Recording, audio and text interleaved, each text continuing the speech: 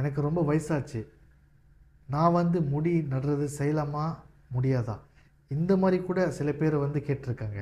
இன்றைக்கி வந்து நம்ம கூட மிஸ்டர் ஜெகதீஷ் இருக்கிறாங்க. 8 மாதம் முடி நட்ட ப்ரோசஸ் செஞ்சு 8 மாதத்துக்கு அப்புறம் இவங்களுக்கு வந்து 58 வயசு ஓடுது.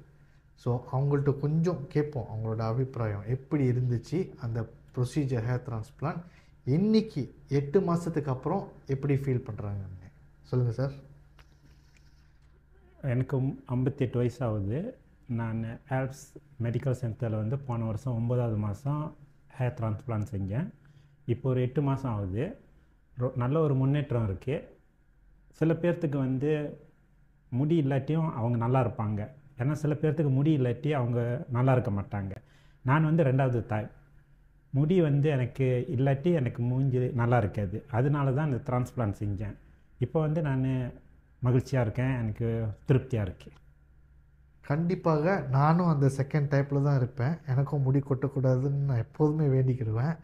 இருந்தாலும் உங்களுக்கு முடி பிரச்சனை இருந்துச்சுன்னா, அது உங்களோட கான்ஃபிடென்ட் லெவலை வந்து டிஸ்டர்ப் பண்ணுச்சுன்னா, கண்டிப்பாக நம்மளை வந்து பாருங்கள், கன்சல்ட் பண்ணுங்கள். அதுக்கப்புறம் மாத்திரையா இல்லை ஸ்ப்ரேயா இல்லை ஹேர் டிரான்ஸ்பிளான்ட் என்னென்னு நம்ம முடிவு பண்ணி செய்வோம். Thank you so much. நன்றி.